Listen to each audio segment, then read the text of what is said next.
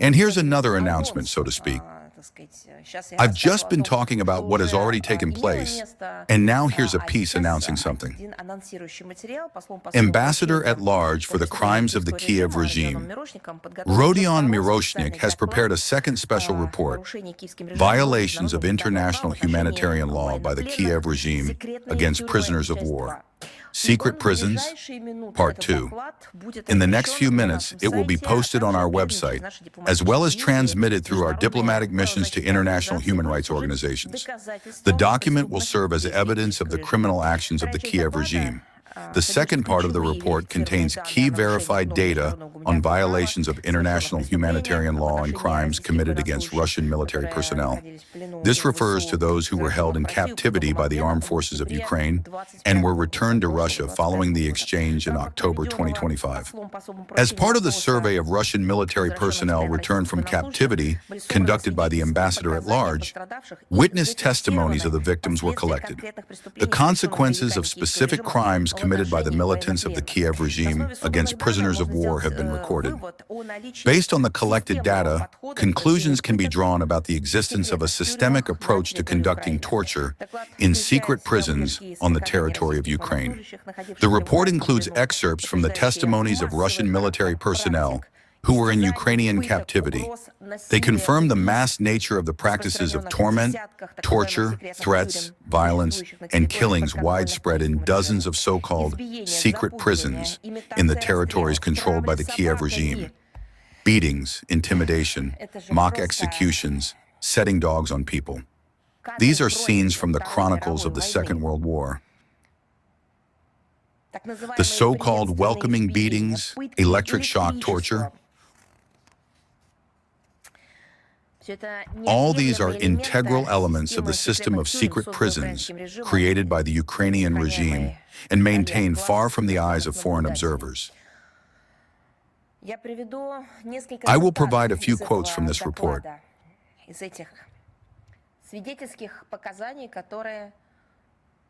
From these witness testimonies, which have been collected, systematized,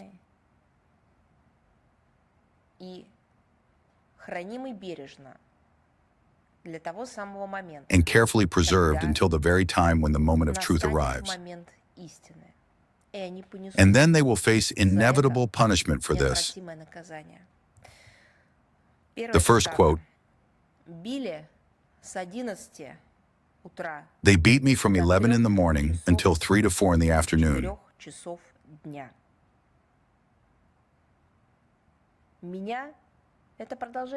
They set me on fire.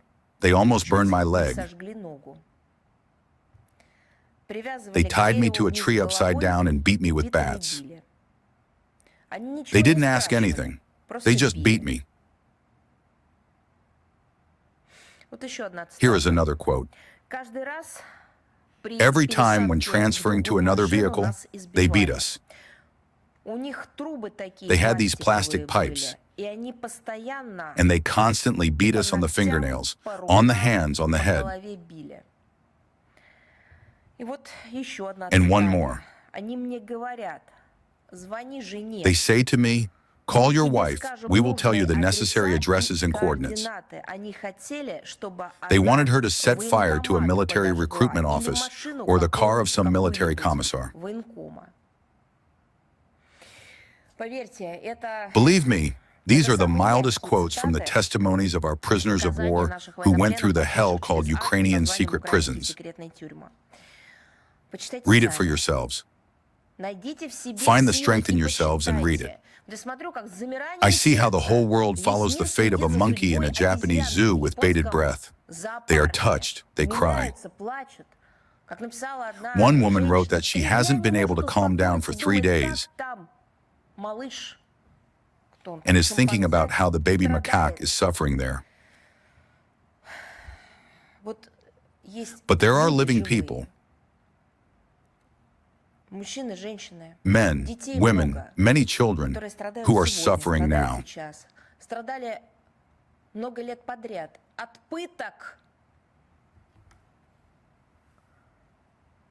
They suffered for many years in a row from inhuman torture.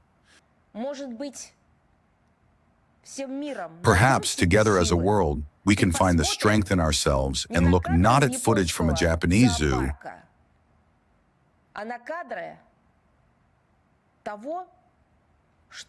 but at footage of what has been deployed in the form of such secret prisons and torture chambers on our borders, in the territories controlled by the Kiev regime. To see what the money was given for by those who for many years assured us of love, friendship, and cooperation. Yes, it is very difficult to watch these images. I state this to you responsibly. I can say that I cannot watch all of it myself, but I watch.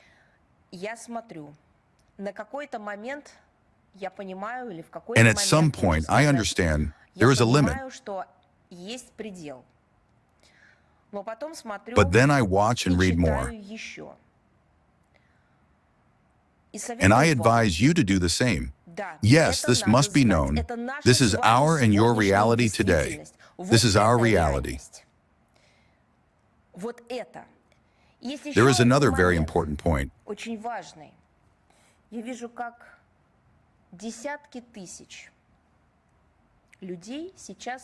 I see how tens of thousands of people empathize with a little monkey in a Japanese zoo. Thousands of people empathize with one monkey. Perhaps each of us will become that one person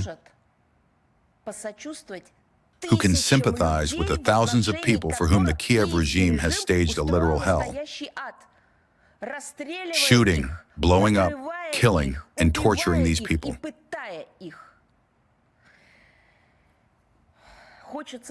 Does someone want to be touched, to cry, to empathize, but there is no one to do it for? Read the reports of Miroshnik, or read the materials of Maxim Grigoriev. Read them.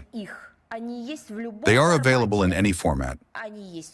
They are available in printed form. They are available in online versions. And they are accompanied by links to photo and video materials. Read this. Set aside for now, well, at least I can definitely say this to adults who have already received their education, to those who don't have to take exams. Put aside fiction, literary novels for now. Take a break from watching your favorite TV series for a while. And watch the reports of the ambassador at large for the crimes of the Kiev regime, Rodion Miroshnik. Look at the materials prepared by the International Public Tribunal under the leadership of Maxim Grigoriev. You must know this. This is happening now, in our time. Yes, after some time, this will become the basis, including for artistic works. But now those people who are being so mistreated, they are among us. They are being returned. They are returning home and testifying. They were surviving and they survived. They say in plain text what is happening there. The Kiev regime has created and continues to maintain a prison network where the norms of the Third Geneva Convention are completely ignored, and torture and torment are the absolute norm. And who gives money for this to the Kiev regime? Money for these secret prisons is given by those who came up with the CIA flying prisons and, for example, Abu Ghraib. I think you know what happened there. And if not, look at the WikiLeaks materials that were published by Julian Assange. The Westerners also tortured him in various ways for many years. But he knew then what he was getting into and conducted such investigations anyway. Who taught the Kiev regime such demonic behavior? Those who have practiced it themselves for many years. I want to say it again. Put everything aside, look and familiarize yourself with this report. I think it will also be interesting for foreign diplomats accredited to the Russian Ministry of Foreign Affairs to learn the facts firsthand. in order to inform their capitals of the truth that is diligently ignored there regarding the crimes of the Kiev regime. After all, later the children and grandchildren of these very diplomats will ask them, "Dad, Grandpa, Mom, Grandma, you were working in Moscow in those years, weren't you? What can you tell us in this regard about what they did to Russians, to citizens of Russia?"